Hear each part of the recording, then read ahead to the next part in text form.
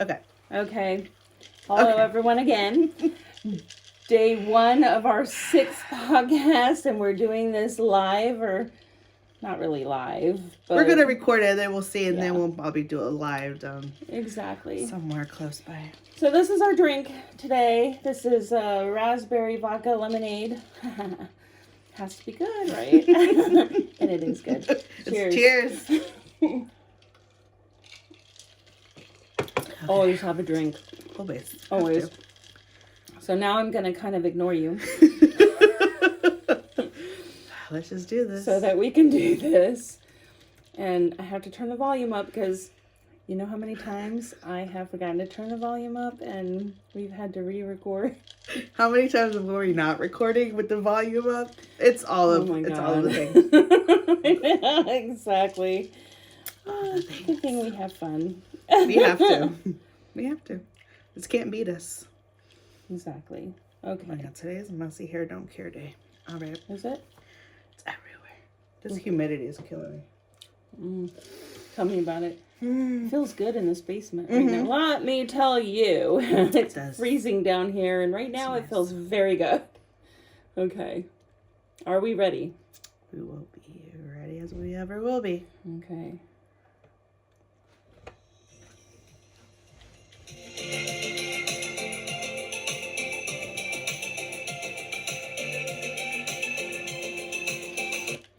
Hello. Hi. This is the 6th podcast that we're doing. We're so excited about it. This is Leslie and Tanya.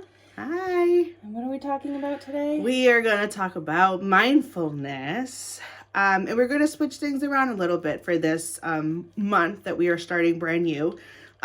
We got done with the first kind of round of podcasts with the Minority Latinx Mental Health Awareness Month. And now we're going to move into wellness. And with wellness, we're going to start with mindfulness. And then this time, we're going to have Leslie do a little bit more talking. I talked a lot the last couple of months. So we're going to talk a little bit about her work in mindfulness and her work in sending recordings, which we will share eventually. We will share so you can kind of get an idea of where we're coming from. So we're trying to figure out how to share them because I had to use a special method in order to get them to South African schools, high schools.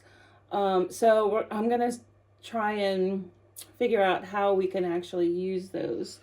So we can put them on social media just so that you guys get an understanding of it's going to sound a little bit differently and it's presented differently on purpose because we're being very culturally aware.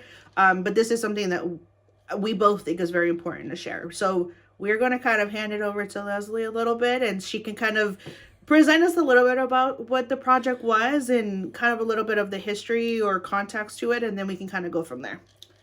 Right. So first of all, let me tell you that South Africa is one of the best places I have ever been. And usually when you go to South Africa, there's a lot of different promotions or, ads that say, if you go to South Africa, you leave a piece of your soul when you leave. And I find that to be absolutely true. It was an amazing experience. We were able to go see where Nelson Mandela lived in both of his houses. We were able to see where he was jailed. We were able to go to different museums where they definitely segregated the whites and the blacks. We were able to go to villages and do all sorts of things. We also were able to get together with people who were doing mental health research while we were in South Africa in Joburg or Johannesburg. And it was fascinating, absolutely fascinating. From there, I met all sorts of people, but through the school that I've gone to for international psychology, the Chicago School of Professional Psychology. If anyone wants to try that out, it is a fabulous school. And a fabulous degree, to be honest with you. But I was approached to do a program for the South African high school students on new techniques to learn how to relax and learn how to decompress with all the stressors that they're still facing today. economic stressors, financial stressors, all sorts of stressors. And South Africa really wanted to have different types of meditation techniques that were important in order to introduce to their students. The thing is that it's not through a Western perspective lens, and that's something that we have to remember. So when you are doing something for a different culture, you have to remember certain things that are very important, and that even starts with how you greet somebody. And when you're talking about greeting somebody here, you're like, "Hey, how you doing?" You know them, or what do you do? And usually that means like, what do you do for a living? Mm-hmm. But in different countries, this isn't like some of the greetings that you do. So in South Africa, a lot of the greetings were basically about family, very family oriented. Like, how's your family? How's your brother? How's your sister? How's your grandparents, or your family? Or even greeting about the weather, like, look how beautiful the sky looks today, is something that goes over, very well. So when you're trying to put together a culturally sensitive mindfulness program, and remember, mindfulness isn't really seen in different cultures. Like, people don't really talk about it. Like, they don't talk about it in your culture. Definitely not. They certainly don't talk about it in some of the Asian cultures that I've also been in. So, but really, we should be thinking about it. And I think other cultures see it different. Like, for example, people do Tai Chi, but it's like a whole body experience, like mind, body, soul type of thing. And that's how you have to look at it. But for this program, what I had to do first is make sure that I was calm, cool, and collected. And when I'm doing the program, I have to lower my voice. I have to go softer. I have to go slower so that people can understand what I am saying. And I have to go more monotone so that people feel calm when I do this.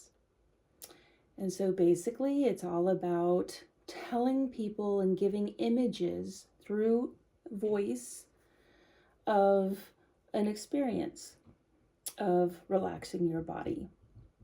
So you talk about placing your feet on the ground and really understanding your feet and your toes and how they feel on the ground, and move that all the way up, even relaxing your eyebrows or your facial features, which is not as easy as you think it is. My jaw is clenched. Yeah.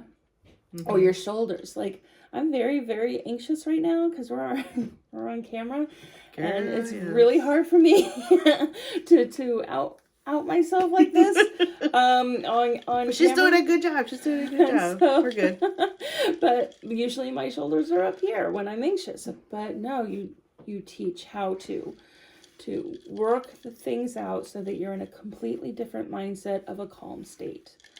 And then you talk about different images that you can produce for the people who are in that mindset of calmness and serenity, about just visual images of trees or land or sea or whatever the case may be, because you're trying to connect them not only with themselves, but with their environment. Because that's really important in different cultures. And it's, I think, in a mindfulness period, right, there's just so much information regarding our senses. This is how we learn. This is how we interact with our environment. Yeah. And when we look at things like anxiety, depression, trauma, whatever it could be, we have to use our senses to protect ourselves. It is a survival skill that we learn, and why not be in touch with those things? Because that'll give us that grounding, that mindfulness that we need in that moment when we are not feeling the most grounded or the most safe. We use our senses to determine those things. So it's very important to be aware of our environment. And I think that is like one of the biggest words here is safety. Mm-hmm. And that's why we're actually doing this is in a big part is actually discussing how you can kind of use these tools and methods by yourself without going to a therapist, when, especially in different cultures when therapists are seen as something different, right? So we hope that we can provide you a way to learn some of these things to reduce anxiety or stress, or, actually feel connected, or that you belong to your environment and to yourself, in a safe environment, where you feel okay. Yeah, no, I think it's, again, it's super important, right? Like, when we think of mindfulness and grounding and being intentional, it is putting our feet flat on the floor. And if you are more nature oriented, where you want to go outside and take your shoes off and put your feet in the dirt and the grass and kind of start there and take a deep breath and just take in your environment, take in the smells, take in the sounds, take in what you feel, all of these things. And I know we went through the 5, 4, 3, 2, 1, and that's essentially why we did that. It is your senses. It's so important to get in tune to that, because that is the best way to really stay focused and to kind of come back into yourself, because we're never present. It's always anticipating the future with anxiety, or remembering the past and kind of playing that over and over. Yeah, so it's super important. Yeah. I think we said that in other podcasts is, look, sometimes we go from A to B and we don't realize how we got to B, because we are so much into our heads or into the past that we forget, or we're not paying attention. So doing stuff with intentionality, and authenticity is really, really important for you and for your mental health, because obviously mental health matters, right? So yes. Plug. Okay. Yes, absolutely. Honest plug. Right. But yeah, we believe that psychoeducation, which is what we're doing through this podcast, is more important than anything else, really. I mean, it gives us a starting point, right? Again, we keep saying, and as a therapist, this is probably the worst thing I could say, but honestly, if you ain't ready for therapy ain't ready for you. Like, you just can't go and say, well, my mom or my aunt or my cousin or my wife or my husband, like, and I hear this a lot, so it's very normal to hear that, like, but if you're not ready for it, one thing is to get recommended for it, and you're like, all right, maybe I see the problem and maybe I'm ready. Great, I'm all for it. But if you're coming in like, well, they think I should. And I'm like, well, then what do you think? And they're like, oh, I don't know. And I'm like, that's fair. And I think if you're not ready, you're allowed to not come.